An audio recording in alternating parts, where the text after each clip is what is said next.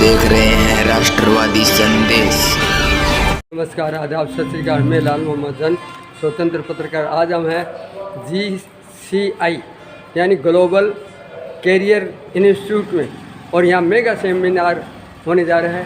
हम ले चलते हैं आपको बस स्टैंड के, ग्रामीण बस स्टैंड है, मेन बस स्टैंड के पीछे ग्रामीण बस स्टैंड है, उसके पीछे की साइड में ये GCI जो जिसका पूरा नाम है ग्लोबल कैरियर इंस्टीट्यूट, और यहाँ मेगा सेमिनार का आयोजन किया जाएगा।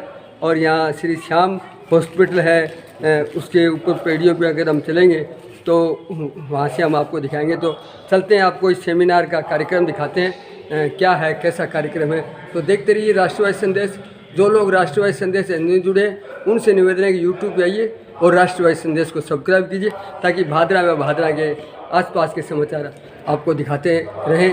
तो ले चलते हैं आपको इस सेमिनार में, देखते रहिए राष्ट्रवादी संदेश। ग्लोबल कैरियर इंस्टीट्यूट है, और ये यहाँ अगर हम आपको दिखाएं तो श्याम हॉस्पिटल है, और इसके पास में पेड़ियों से हम चढ़ेंगे तो ये पेड़ियों में चलते हैं तो यहाँ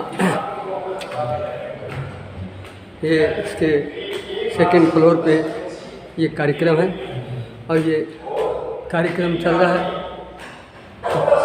तो ये विश्वकर्मा ग्लोबल कैरियर इंस्टीट्यूट है, और यहाँ ये कार्यक्रम चल रहा है। यहाँ के स्टूडेंट्स वगैरह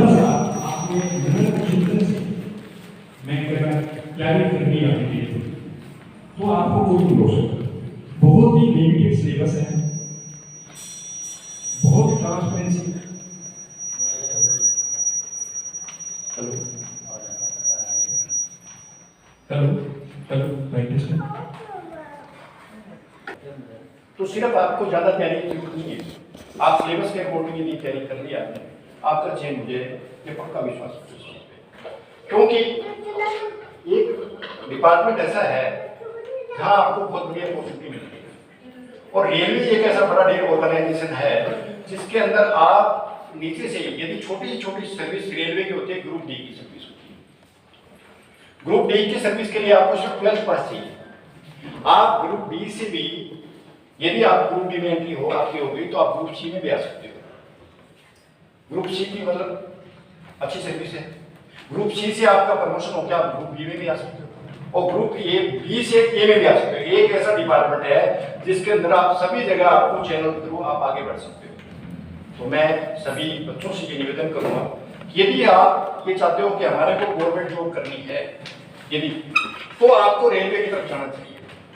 और रेलवे के लिए आपको कोई ज्यादा तैयारी की आवश्यकता नहीं है। मैं आपको बताना चाहूंगा, यहाँ की जो तैयारी है वो आपके लिए मोर देन सफिशिएंट रहेगी, बशर्ते कि आप अपना खुद का समय यहाँ से कोचिंग के अलावा भी घर पे दें। तो डिपार्टमेंटल एग्जाम इतनी इजी होती है वहाँ पर कि उन्हीं बच्चों में से आगे प्रमोशन होती है। ये चीजें काफी लोगों को पता नहीं होती। यदि एक ट्रैक में यदि ग्रुप डी का कर्मचारी भर्ती होगा, 3 साल बाद में वो ग्रुप सी में आ जाता है। यदि उसने ढंग से तैयारी करी, 5 साल की सर्विस के बाद में वो ग्रुप बी का भी एग्जाम दे सकता है, वो ग्रुप बी में भी अधिकारी बन सकता है। रेलवे के जो सिस्टम्स हैं, रेलवे की जो सुख सुविधाएं हैं, वो अति उत्तम है। ये बताना चाहूँगा, सबकी सुविधाएं होती है। आपका रहने के लिए आपको मकान मिलते हैं, आने जाने के लिए आपको रेलवे के फ्री पास मिलते हैं, आपको मेडिकल फैसिलिटी मिलती है, हर तरह की सुख सुविधाएं हैं। उन सुविधाओं का आप उपयोग कर सकते हैं। और इस कोचिंग से मेरा निवेदन है कि वो लोग आपको इसमें प्रेरित करें, और ज़्यादा से ज़्यादा लोग आप रेलवे में एंटर हो। मेरी यही शुभकामना देना चाहता हूँ आपसे, और समय समय पर आपको मार्गदर्शन देते रहेंगे। आपने अपना मूल्य समय निकाल के यहाँ आए, उसके लिए बहुत बहुत हार्दिक धन्यवाद। आपका बहुत बहुत आभार।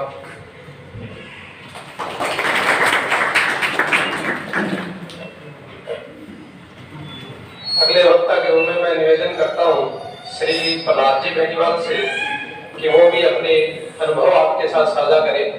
श्री प्रहलाद जी।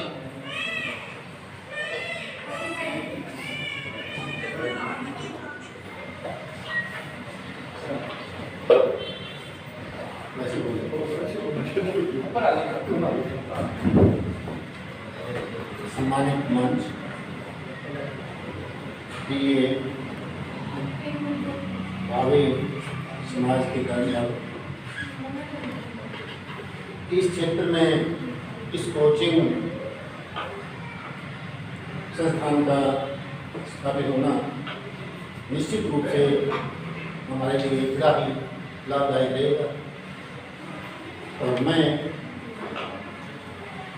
आशा करता हूँ कि जैसा सुभाष जी ने प्रारंभ में ही कोचिंग के उद्देश्य बता दिए थे कि हमारा उद्देश्य रहेगा सीखकर और कोटा में जो सुविधाएं मिल रही हैं वो सुविधाएं हमारे यहाँ के बालकों को, यहाँ के छात्रों को मिले। मैं इस ग्लोबल कैरियर इंस्टीट्यूट की सफलता की हार्दिक शुभकामनाएं करता हूँ और आशा करता हूँ कि इस संस्थान से जुड़े हुए सभी विद्वानजन पूरी लगन, पूरी निष्ठा और ईमानदारी से यहाँ के भावी कर्णधारों को और तराशने का काम करें। हमारे बीच उपस्थित हैं हेमंत जी, IAS, अभी आपकी उम्र के लिए एक साधारण से परिवार से उठ के इतने ऊंचे पद पर पहुँचे अपनी लगन से, अपनी मेहनत से। इसी प्रकार आप भी इनके मार्गदर्शन से प्रयास करें कि आप भी अपने लक्ष्य को प्राप्त करने में कोई कसर न छोड़ें और लक्ष्य प्राप्त करें। ज़्यादा समय न लेते हुए मैं इंस्टीट्यूट के जुड़े हुए समस्त विद्वानजनों और इस संस्थान के उज्ज्वल भविष्य की शुभकामना करता हूँ।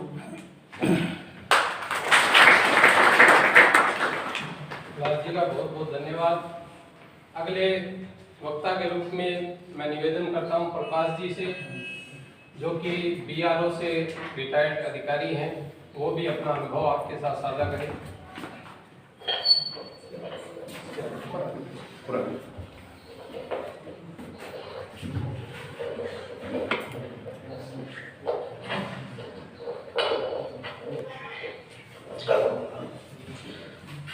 सम्मानित मंच, स्टाफ, GCI का स्टाफ और प्यारे बच्चों, जैसा कि लालचंद जी ने बताया और बाकी हमारे मेहमान साहब ने बताया कि टैलेंट सब में है बच्चों के, थोड़ी ही आवश्यकता है कि कोचिंग के माध्यम से थोड़ा सा गाइडेंस की ज़रूरत है तो बच्चे आगे निकल सकते हैं। जैसे लालचंद जी ने बताया रेलवे में काफ़ी वैकेंसी निकलने वाली है, ऐसे BRO में मैं BRO से संबंधित हूँ।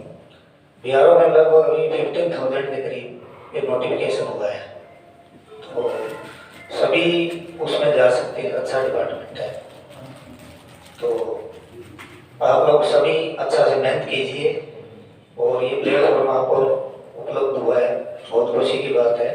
हम लोग सभी कामना करते हैं कि आप लोग सभी आगे बढ़ो। नमस्कार।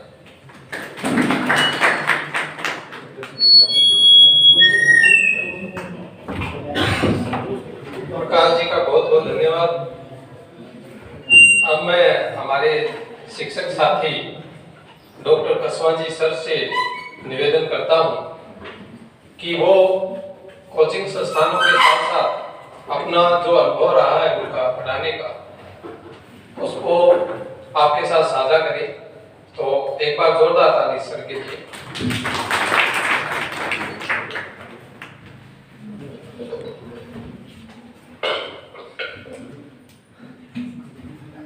थोड़ा खुल के बैठो भाई, आराम से, थोड़ा सा शिद्दत के साथ। पता तो चले कि बीसीकर में लोकल ब्रांड में क्या अंतर होता है।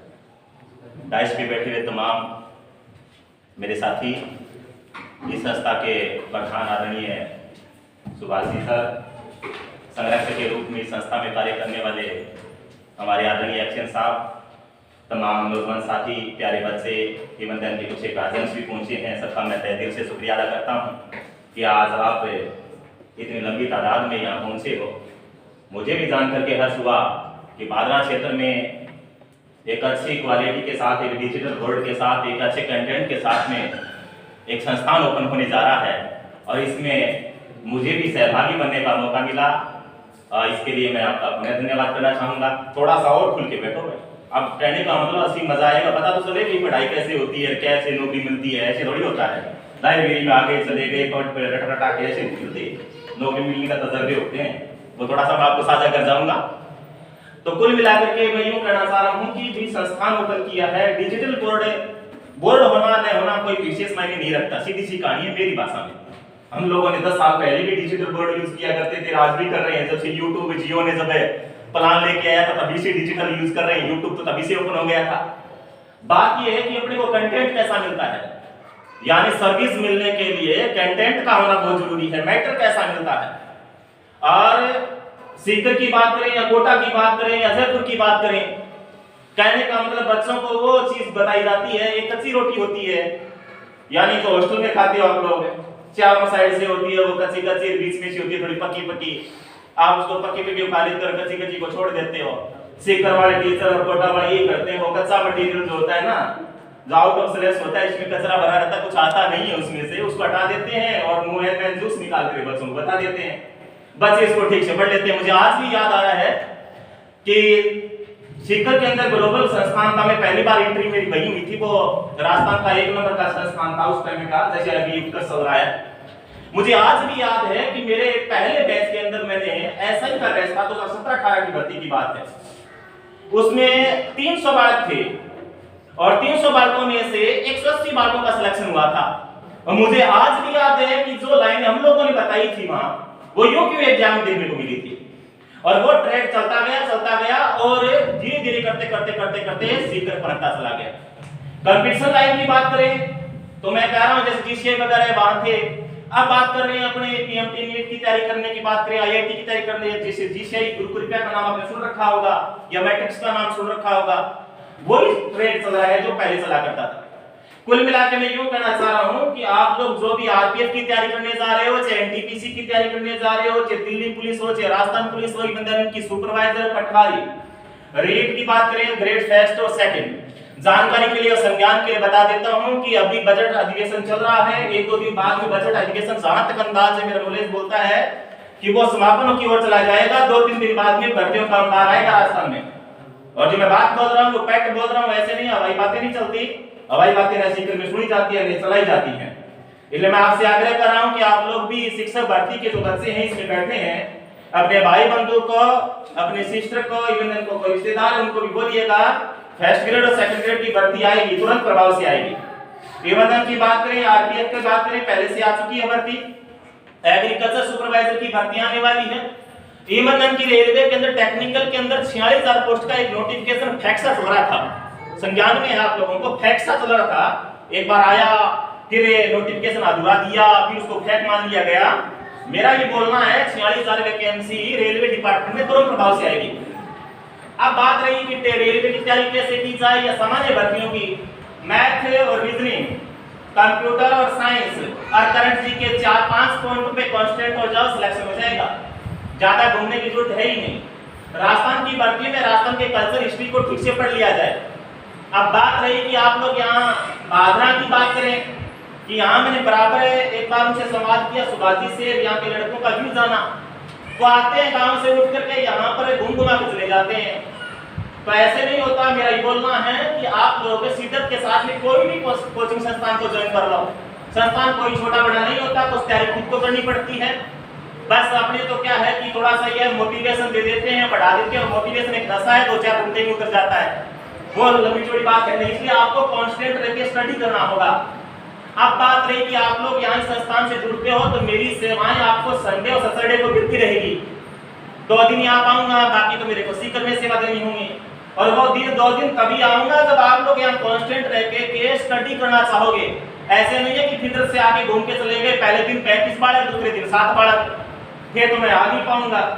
तो मेरा आपसे नंबर निवेदन है कि आप अपने भाई बंधुओं को बोलिएगा, मैं आपको साइंस कराऊंगा, जो फर्स्ट ग्रेड की तैयारी कर रहे हैं उनको बायोलॉजी, सेकंड ग्रेड में साइंस जो बायो का पार्ट लगता है वो, रेट के अंदर जो बायो का पार्ट लगता है वो करवाऊंगा। रिवर की जेड सीवीटी की जो तैयारी करते हैं उनके लिए भी बायोलॉजी करवाऊंगा। और तमाम छोटे कंपटीशन एग्जाम हैं उनमें जनरल साइंस वाला पार्ट मैं आपको करवा दूंगा। और बड़े मैं शिद्दत के साथ में, बड़े एहतराम के साथ में बोलूंगा, मैं जो पढ़ाता रहा हूँ वहाँ का ही तजर्बा बोल रहा हूँ, जो मैं पढ़ाऊंगा आपके एग्जाम में वो लाइन देखने को मिलेगी। और मैं ये भी कहता हूँ कि मेरे मुख से निकला हुआ एक वर्ड माँ सरस्वती का वरदान रहा है, वो आपके एग्जाम में यूं के यूं देखने को मिलेगा। तो मैं आपसे भी आग्रह करूंगा कि आप लोग भी संस्थान का विशेष रूप से मेरा फायदा जरूर लें। मैं चाहता हूं कि अपने क्षेत्र के बालक आगे बढ़े, वहां ना जाना पड़े, क्योंकि वहां खर्चा बहुत लगता है। कम से कम 6 महीने का कोर्स करना होता है तो लगभग 1.5 लाख रुपए का इन्वेस्ट हो जाता है, और वही चीजें आपको यहाँ 20-30 हजार रुपए में हो जाएगी। तो कहने का गांव से आने का किस खर्चा रहता है, थोड़ा बहुत कोचिंग का रहेगा। विशेष रूप से जानकारी के लिए बता दूं कि भीड़ बड़ा ज्यादा रहेगा। समझ में आया? कहने का मतलब अधिकतम पैसे लेने वाली बातें होती है यहाँ, ठीक है। वोट कम से कम पढ़ाते हैं। मैं कोई बातें कलाम को माता साहब एक्शन साहब को बात करें, उन्होंने 4.5 फीस की थी शुरुआत के सेशन में, बच्चे आए नहीं। प्रयास का नाम भी सुन रखा है, कलाम का नाम भी सुन रखा है, बच्चे डाइवर्ट हो रहे थे प्रयास की ओर। मेरे से पूछा कि सर जी ऐसा क्यों हो रहा है, मैं फीस बढ़ा दो, लेकिन नहीं करते, फीस से वो कर दो, लाइन लग गई, आज 1 नंबर पे चल रहा है। आपको पता है तारनगर में मेरा साथी सुभाष जी ने गुरुकुल कर रखा है, पहले 2100 रुपए फीस रखी थी, आप जाके भी आए थे, एक बार विजिट करवाया था, तो वहां में 2100 रख दी। बच्चे धीरे धीरे कम होते चले गए, बोला क्या क्या चाहिए, फीस बढ़ा दो। पर क्वालिटी को मेंटेन करना होगा, फीस बढ़ाने से बात नहीं बनने वाली, क्वालिटी को बराबर मेंटेन। मेरी क्वालिटी बेहतर मिलेगी। पैसा में मैं ज्यादा तो नहीं बोलना चाहूंगा क्योंकि शुरुआत है, और इतना बोल भी चाहूंगा तो आपका तो मुझे ऐसे तो नहीं बनने वाली बात। तो कहने का मतलब ये मैनेज करने में आप लोग मेरा फायदा उठाइएगा, संस्थान का फायदा उठाइएगा, रेगुलर आने की चेष्टा रखना। 100 दिन तक इन खट्टों में बैठ जाओगे, गारंटी के साथ में कहता हूँ सिलेक्शन दे जाओगे। परंतु गारंटी के साथ ये भी बोल रहा हूँ कि 100 दिन आप खट्टों पे नहीं बैठोगे। ये भी तो दोनों बात बैठकर बोल रहा हूँ मैं, मेरा पुराना एक्सपीरियंस बोल रहा है क्लासों के अंदर। अब आपने भी अलग-अलग बच्चे हैं ना यहाँ पे, एक्शन साहब ये सारे के सारे कोचिंग संस्थान में जा चुके हैं। कोई महीने पर गया है, कोई 20 दिन गया है, कोई 25 दिन गया है, किसी 40% कोर्स किया, किसी 60%, मेरिट जाती है 80%। 80% कोर्स करने के लिए आपको 100% दिन तक करना पड़ेगा। 100 दिन के अंदर कोर्स होता है, लगभग 4 महीने का कोर्स। कोई सा भी कंपटीशन एग्जाम की बात कर लें तो मेरा आपसे आग्रह है कि 4 महीने का टारगेट बना लो और इस संस्थान में आ जाओ। मेरे को जोड़े रखना, मैं आपको बराबर सिलेक्शन दे जाऊंगा, गारंटी के साथ भी बोलता हूँ। और गारंटी ऐसे चलती नहीं है, एक दिन बोलूंगा दूसरे दिन गारंटी फैल भी हो जाती है जब तक सिलेक्शन नहीं दिया जाए। तो मैं आपसे आग्रह करूंगा, तमाम बंधु यहाँ पहुंचे हैं, सबका तहे दिल से शुक्रिया अदा। मेरे नौजवान साथी भी आए हैं, भाई बहनें भी पहुंचे हैं। आपसे मेरा आग्रह है कि आप लोग यहाँ आइएगा, क्लास लीजिएगा, मेरी गाइडेंस इनको मिलती रहेगी, कंटेंट में कमी नहीं आने दूंगा। मैं बराबर चेकअप करता रहूंगा कि टेस्ट में किस प्रकार का मटेरियल डाला है, टेस्ट बराबर देते रहिएगा। और यूट्यूब पे मेरी क्लासें बराबर मिलती रहेगी। 2 दिन यहाँ क्लास दूंगा, 5 दिन वहां से भी यूट्यूब पे लेना चाहोगे तो कर दूंगा, नहीं तो यहाँ से मैं आपको रिकॉर्डिंग देके चला जाऊंगा। तमाम छात्र आए, आपने मेरे को ठीक से सुना, आपका तहे दिल से शुक्रिया अदा। आप और मेरा मिलाप बना रहेगा, उसी आशा के साथ धन्यवाद। जय हिंद, जय भारत।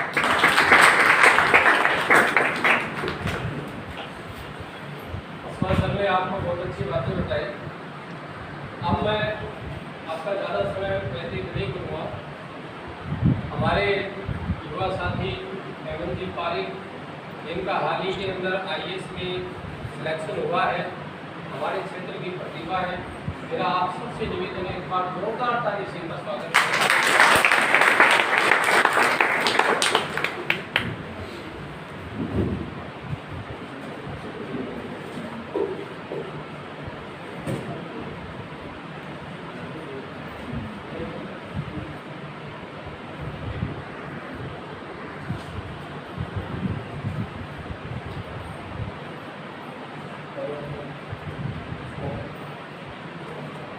रिस्पेक्टेड मंच और आप सभी युवा साथियों का बहुत बहुत धन्यवाद कि आपने मुझे अपॉर्चुनिटी दिया कि मैं अपनी जर्नी आप सबके सामने शेयर कर सकूँ। तो let me briefly introduce my self. मेरा नाम हेमंत है और मैंने मेरा गांव जो है बिरान गाँव पाटना तहसील। मैंने अपना 10th है वो गाँव से किया, हिंदी मीडियम से 60% से। उसके बाद मैंने 12th है वो एग्रीकल्चर से किया, आर्य समाज से छानीगढ़ी से 70% से। और फिर मैंने एक एग्ज़ाम दिया, जैसे जेट का दिया, डी ग्रुप का भी दिया है, तो उसमें मैं फेल हो गया। देन मैंने JBD में एडमिशन लिया और अभी मैंने जैसे कहा कि मैं हिंदी मीडियम का स्टूडेंट था, तो इंग्लिश में वहाँ पर भी 5 लोग आ गए, तो वो मेरा एक टर्निंग पॉइंट था जिंदगी का। फिर मैंने ICAR का एग्ज़ाम दिया, उसमें ऑल इंडिया एडमिशन रैंक के साथ मुझे श्री करण नरेंद्र एग्रीकल्चर यूनिवर्सिटी जोधपुर जयपुर में एडमिशन मिला, और वहाँ जाने के बाद मेरी जो लाइफ में अलग बढ़ देखा। तो फर्स्ट सेमेस्टर में तो सब इंजॉय करते हैं, तो इंजॉय चल रहा था। तभी मुझे रैंकिंग के दौरान IAS के बारे में पता चला कि ये परीक्षा होती है। तो मैंने आने के बाद सर्च किया, फिर पता चला कि इससे कलेक्टर बनते हैं। तो कलेक्टर का पावर हमको पता होता है कि वो कितनी जिंदगी में चेंज ला सकते हैं। तो उसी दिन से मैंने सोचा कि मैं भी UPSC करूँगा, तो मैंने अपनी तैयारी स्टार्ट कर दी। और जो सबसे बड़ा डिसीजन लिया उसी दिन वो ये था कि मेरे जितने सोशल मीडिया थे, फेसबुक, इंस्टाग्राम, व्हाट्सअप, ठीक है, जिस पर हम फ्री डिजिटल लेकर प्रोवाइड करते हैं सबको, अपने को कुछ मिलता नहीं है, तो वो अनइंस्टॉल करते परमानेंटली डिलीट करते हैं। फिर उस दिन से मैंने तैयारी स्टार्ट की। शुरुआत में हिंदी मीडियम में की, क्योंकि मेरा बैकग्राउंड था, फिर रिजल्ट देखा इतना अच्छा नहीं दिखा मुझे, तो मैंने फिर इंग्लिश इंप्रूव किया अपनी, और इंग्लिश में UPSC करना स्टार्ट कर दिया। और कॉलेज के सेकेंड ईयर से मैंने थोड़ा थोड़ा करना स्टार्ट कर दिया। जब 4th ईयर आया कॉलेज का, तो मैंने एग्ज़ाम दे दिया UPSC 22 है, और मेरा प्रीलिम्स तो हो गया, लेकिन मेंस के लिए मेरे पास डिग्री नहीं था। और जब डिटेल एप्लीकेशन फॉर्म फिल करते हैं मेंस की, उसमें डिग्री चाहिए होता है, तो मैं मेंस नहीं दे पाया। और उसी दौरान RAS भी दिया था मैंने, वो भी फ्री निकल गया था। फिर मैं दिल्ली चला गया, और दिल्ली जा कर के मैंने GS और SS कुछ किया ही था। ऑप्शनल मेरा सोशियोलॉजी था, ग्रेजुएशन एग्रीकल्चर में, तो मुझे लगा कि कोचिंग की रिक्वायरमेंट है, तो मैंने ऑप्शनल के लिए कोचिंग ज्वाइन किया। और वो कोचिंग चला, फिर जैसे प्रीलिम्स हुआ भगवान के जैसे वो निकल गया, फिर मेंस और फिर इंटरव्यू, और आज आपके सामने। तो ये मेरी जर्नी थी छोटी सी। अब मैं आप सबको बता दूं कि ये तो UPSC का था, कोई भी जॉब हो, हमारी सबसे बड़ी गलती क्या होती है कि कोई फॉर्म निकल जाएगा ना, उसके बाद हम तैयारी स्टार्ट करते हैं, तो वो एक सबसे बड़ा चैलेंज होता है। हमें करना क्या चाहिए कि सबसे पहले अपना गोल डिसाइड कर लो, विजन क्लियर कर लो, आपको करना क्या है, किस जॉब में जाना है, ठीक है। और उसके बाद आप उस जॉब को 1 साल अच्छे से तैयारी करो, फिर फॉर्म फिल करो, उसके बाद मुझे नहीं लगता कि आपको कोई रोक पाएगा। और एक ये होता है ना कि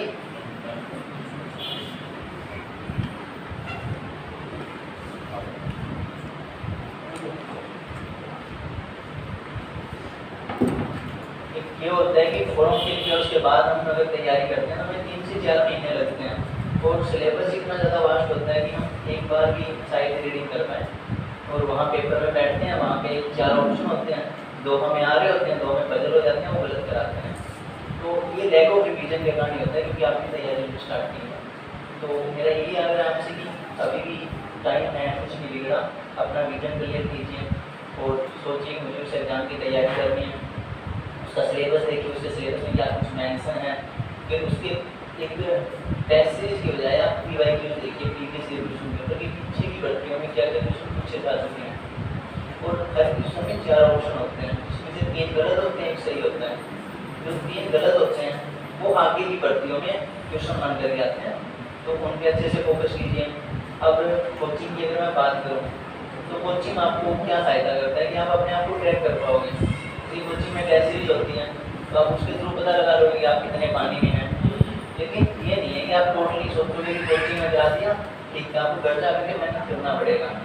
अब कोचिंग अगर 5 घंटे ले रहे हो ना, तो घर जाकर के 6 से 7 घंटे आपको खुद पढ़ना पड़ेगा। और एक NCERT का नाम सुना होगा सबने, कोचिंग में तो कंटेंट कराएंगे बहुत अच्छा, उसके साथ अगर आप NCERT के साथ वैल्यू एडिशन कर लोगे उसका 6 to 12 NCERT को 8 से 10 बार अगर आपने पढ़ दिया, सर ने जो क्लास में कराया उसको अगर 8 से 10 बार पढ़ दिया, तो मुझे नहीं लगता कि आपको कोई रोक पाएगा। और सबका बैकग्राउंड सेम होता है कि एक मानना होता है हमारा कि हमारा बैकग्राउंड अच्छा नहीं है, शुरुआत में स्कूलिंग अच्छी नहीं है, फैमिली का बैकग्राउंड। तो फैमिली के बैकग्राउंड की बात करूँ तो मेरी माता जी मनरेगा में काम करते हैं, तो इतना कोई वो नहीं है कि बहुत ज़्यादा पैसे वाले हैं। लेकिन यह था कि एक सपना सोचा है, तो स्टेप बाय स्टेप मैं करता गया, धीरे धीरे बढ़ता चला गया, और आज आपके सामने है। तो वो है ना कि all the world conspire to fulfil your dream if your intentions are good. तो जैसे कि सर भी बता रहे थे कि मैं तभी पढ़ाने आऊँगा जब मुझे लगा कि आप सीरियस हों। तो अगर आप सीरियस होंगे, आप अच्छे से मेहनत कर रहे होंगे, तो आपको सारे सपोर्ट करेंगे। हेल्प सभी करना चाहते हैं, लेकिन वो होता है ना कि 2 दिन तो आप अच्छे से सीरियस लिखोगे, उसके बाद कहीं और की बातें स्टार्ट कर दोगे, तो वो गलत होता है, सीरियस होकर के अभी भी टाइम है, कुछ नहीं बिगड़ा, अच्छे से अपना विजन क्लियर कीजिए और तैयारी स्टार्ट कीजिए। How many of you are preparing for UPSC? Is there any other one? कर रहे हैं यूपीएससी या आरएएस की तैयारी? ये सर अपन पर्सनली मिल जाएगा, ठीक है? किसी को कुछ स्पेसिफिक डाउट है, कुछ पूछना है? और रिवीजन का तरीका मैं बता देता हूँ जो मेरे लिए काम किया था, क्योंकि मैंने कहा ना लैक ऑफ रिवीजन के कारण हम फेलियर देखते हैं। तो आप आज कुछ भी पढ़ रहे हैं ना, उससे पहले वो पढ़िए जो आपने 2 दिन पहले पढ़ा है, पीछे के 2 दिन का पहले रिवाइज कीजिए, फिर नया पढ़िए, फिर पहले के 2 दिन का रिवाइज कीजिए, फिर नया पढ़िए। इस तरह से करेंगे तो आपका एक रीडिंग में 3 बार रिवाइज होगा, और 3 बार हो गया, फिर 15 दिन बाद एक और रीडिंग कर लीजिए, फिर 15 दिन बाद एक और जब तक आपका सिलेबस कंप्लीट होगा आपके 10 to 15 रिवीजन हो जाएंगे, और उसके बाद मुझे नहीं लगता कि आपको कोई रोक पाएगा। और सेकंड थिंग जो होती है वो होती है कि आप अगर टेस्ट भी यहाँ पर दे रहे हैं तो उसको सोल्व करने के बाद आप भूल जाते हैं कि आपने कोई टेस्ट दिया था।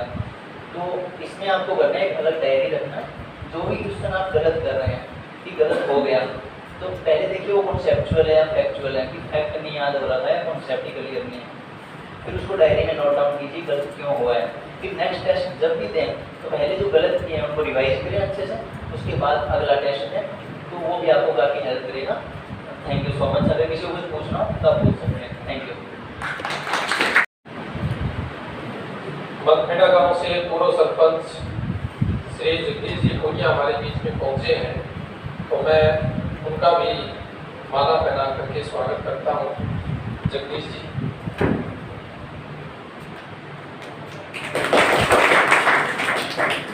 आपका बहुत बहुत स्वागत है।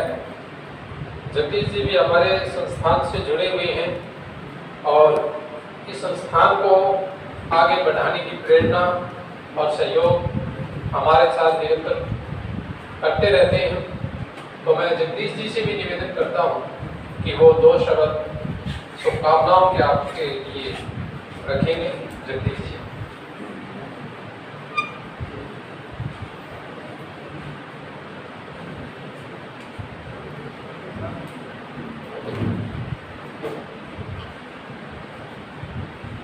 सभी आयोजक और जो कोचिंग शुरुआत की है उनको सबसे पहले मैं जो संस्थापक है तो सबको मेरी शुभकामना देता हूँ।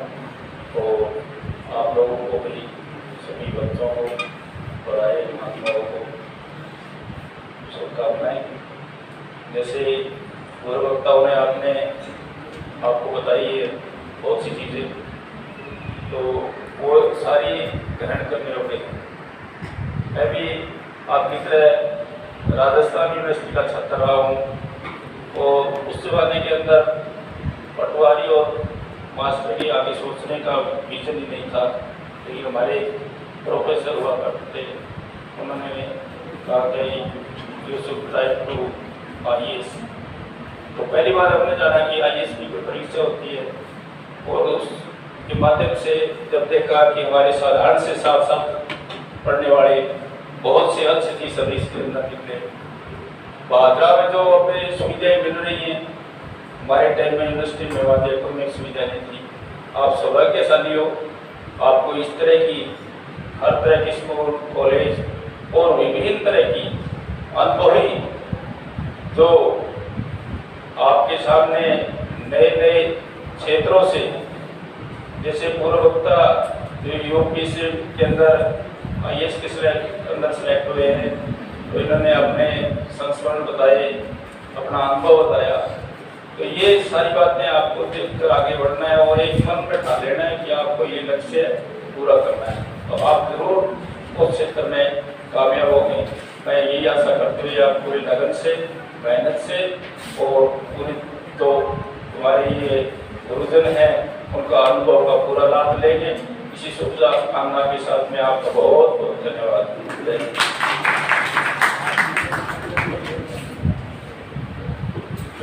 बहुत बहुत धन्यवाद जगदीश जी का।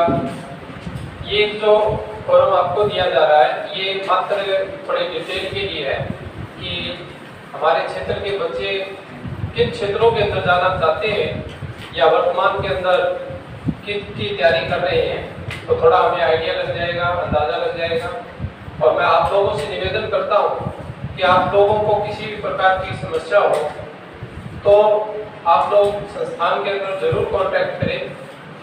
हमारा आगे की जो योजनाएं है वो मैं थोड़ी सी बता देता हूँ।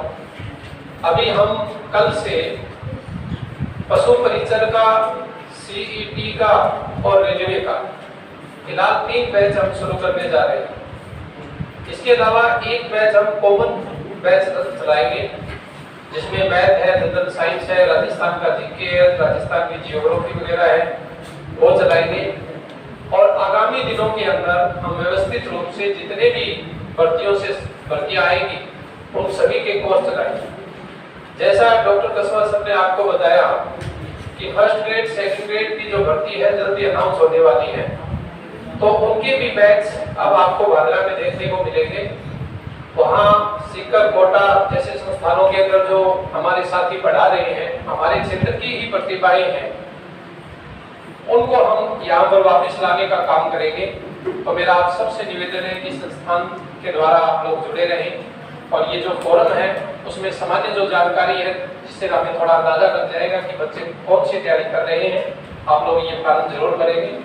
और यहाँ जाने से पहले आप चाय, नाश्ता, ठंडा जो है लेकर के जाएंगे। अभी ये फॉर्म भर लीजिए आप, पहले क्या आपके पास जो तैयारी कर रहे हैं या भविष्य में कोई तैयारी करना चाहते हैं वहां पर आप अपना कोर्स का नाम लिख देना। पहले फॉर्म भर लीजिए आप आराम से, बिल्कुल फ्री उपलब्ध होगी। ऐप के द्वारा भी ये भी मिलेंगे आपको पेड कोर्स और यूट्यूब पर आपको निःशुल्क उपलब्ध होंगे। यूट्यूब चैनल वैसे तो मेरे नाम से है, कोचिंग के नाम से होगा, GCI भादरा के नाम से। और समय समय पर करियर गाइडेंस जो सेमिनार है वो आयोजित होते रहेंगे। आगे जो भी सेमिनार होंगे उसमें हम पूरे दिन का एक वर्कशॉप रखेंगे। जैसे MNG है, इस प्रकार से हम इकट्ठे होकर के नहीं बैठेंगे। 5-5, 4-4 बच्चे जिस क्षेत्र के हैं, जिस क्षेत्र में जाना चाहते हैं, उन्हीं से संबंधित उनके साथ पर्सनल बैठ करके बातचीत करेंगे ताकि उनको व्यक्तिगत लाभ मिल सके। क्योंकि सेमिनार जो होते हैं आपको पता है, एक बार तो हम मोटिवेट कर देते हैं बच्चों को, शाम तक मोटिवेट रहते हैं, दूसरे दिन वही 8 बजे उठना। तो केवल आपको मोटिवेट नहीं करना है, आपको एजुकेट करना है कि इस प्रकार से हम तैयारी करें, क्या क्या रोल होता है सफल होने के लिए। तो वो उस तरह का हम सेमिनार टेबल टू टॉक करेंगे ताकि उसका आपको वास्तविक रूप से लाभ मिल सके। धन्यवाद। आप सभी का बहुत बहुत धन्यवाद। जय हिंद, जय भारत। आप ठंडा लेकर के जरूर जाएं, ठीक है ना।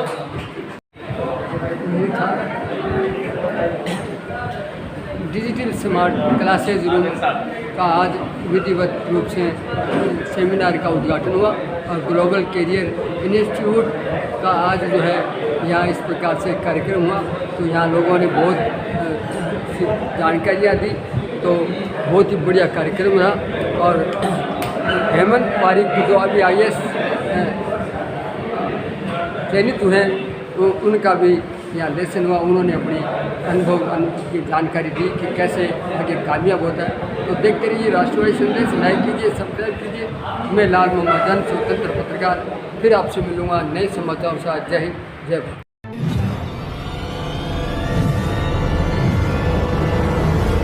हमारा वीडियो आपको अच्छा लगे तो सब्सक्राइब करें, बेल आइकन दबाएं और लाइक करें।